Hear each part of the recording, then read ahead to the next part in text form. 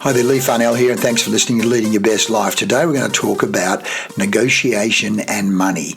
Negotiation and money. If you're going to lead your best life, you need to know how to negotiate and how to get money, whether it be get money when it comes to fees, wages, or even asking for money. And this podcast comes about from a conversation I had this morning after a swim. We're talking about, I want to get some funding for my community project. How do I do it? Here we go. Stay tuned. Welcome back. Well, this came about because my good mate, I won't say his name, it'll be confidential, was going and is going and probably is right now at a meeting asking a local government body for funding to support his community project. Now, they have given a small amount of money on a regular basis, but he's worried they'll even cut that out. And I've said, no.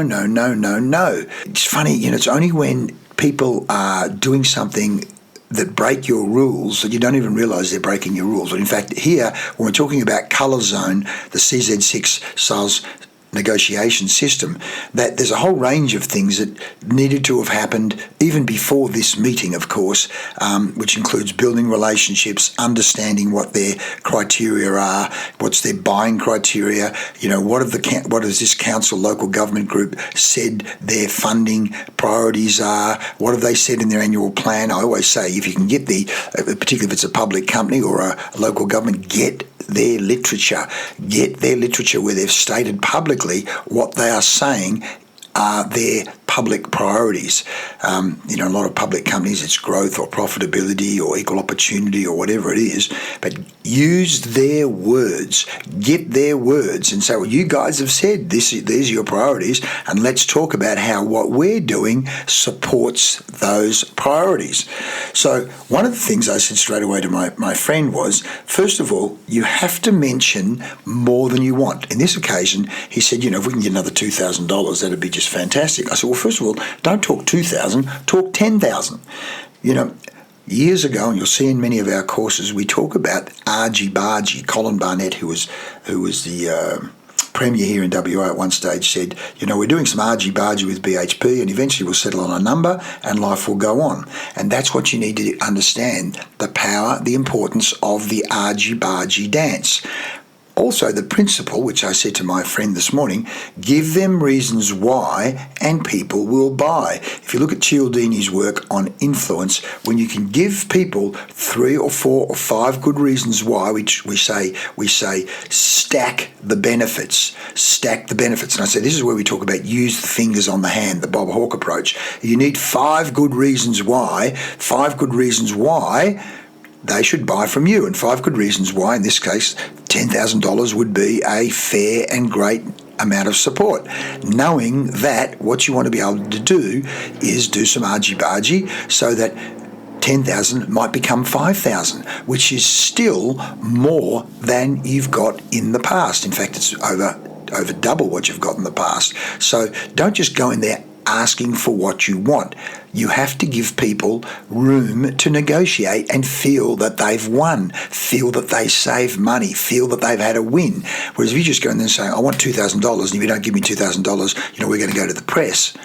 That is not the strategy. So how good are you at negotiation? What training, what practice, what strategies, what conversations have you had?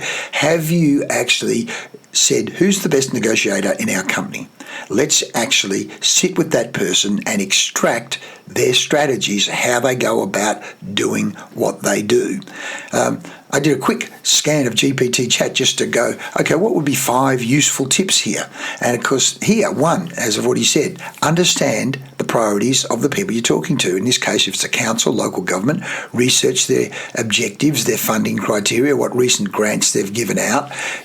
Go publicly on their website or on the paperwork documents that they've got and get it. Have that in front of you. In fact, use the yellow highlighter or the green highlighter or the pink and circle so you can show them in front, like it's a bit of theatre. I say the use of the highlighter shows, that there's a whole lot of things go on. You're showing that you've actually done some research. You're showing that you're actually looking at their criteria, their buying criteria, their funding criteria, their saying yes criteria, their criteria to say yes to you.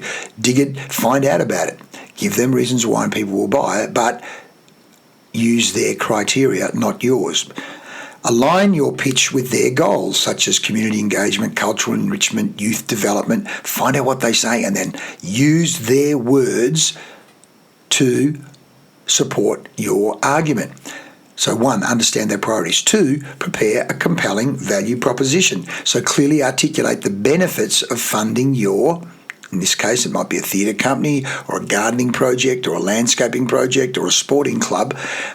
What are the benefits? What are the benefits? And how does it link in with their priorities? And highlight the positive impact on the community, such as job creation or tourism or educational opportunities or development opportunities or leadership opportunities, and also the publicity opportunities for the council. Remember, people operate on the radio station WIIFM. What's in it for me? How do you make me look good? How do you make me look good? How's this going to help me with my career, mate? Yeah, that's all very well helping the community, but how's it going to make me look good? So think about that and pitch that in on one of your 5 good reasons why.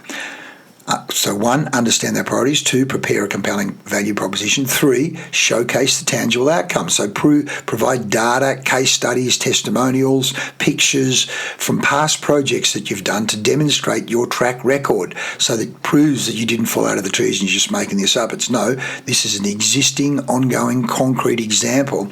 Offer specific measurable outcomes for the grant or the funding, like whether it be number of performances or number of people in the theatre group or number of people in the sporting club. What's the reach? What's the benefit? What's the learning? Be passionate about these tangible outcomes. 4, build relationships and leverage influence. Establish rapport with key decision makers, whether it be council members or employees. Who are the decision makers? So you've actually warmed them up with R equals F times Q. The strength of the relationship is frequency times quality of contact. Build those relationships before, as we say, the meetings before the meetings. The meetings, the warming up, the informal negotiation before the formal negotiation. And enlist endorsements from influential community members or organisations that support your cause. So, who are well-known people that you can say, this local member of parliament or this local business person or this local priest or whoever, local football coach, so that you've got endorsements from influential community members. And 5, be flexible but firm on key points. So know the minimum funding requirements that you have and prioritise them during the negotiation. Be open to alternative forms of support. Could be in-kind contribution or partial funding, but while advocating your main needs. So there's some great points there. Understand priorities, prepare a compelling value proposition, showcase tangible outcomes, build relationships and leverage influence. Be flexible but firm on your key points. Be willing to hold firm. It's an argy-bargy dance. It's funny. It's both logical and emotional, and in many ways it's probably even more emotional than logical. But as long as they feel they've had a win and they're going to walk away with something good for them, what's in it for me?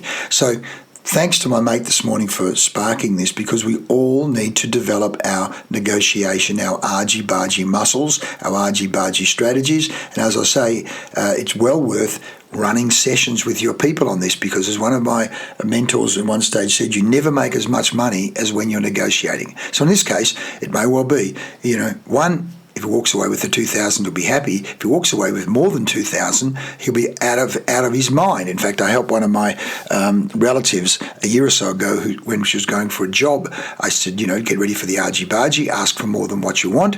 And then, of course, what happened was she actually got more than what she wanted, which was fantastic. So you never make as much money as when you're negotiating. As we say, in that extra 30 seconds or a minute or 2 minutes, you can be making thousands and thousands and thousands of extra dollars. Okay, hope you like that. Hope that was valuable. I want to help with any of these things. That's why we have our CZ6 system. And by the way, listen to this important announcement at the end of this. I'll see you next time, and thanks for listening. I'm Leigh Farnell. You've been listening to Leading Your Best Life. If you sell business to business, you really do need to be listening to what I'm about to say in the next 30 seconds. Here is a package of coaching training to actually transform your sales. We think you can triple your sales in the next 14 days with this CZ6 system.